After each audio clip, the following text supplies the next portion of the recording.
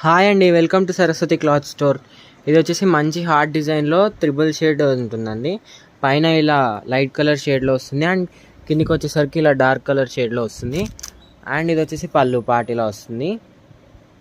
మనకి ఇలా శారీ అంతా మొత్తం షైనింగ్ లైన్స్లో వస్తుందండి. ఇది శారీ ఇట్లా త్రిబుల్ షేడ్లో ఇలా వస్తుంది మనకి.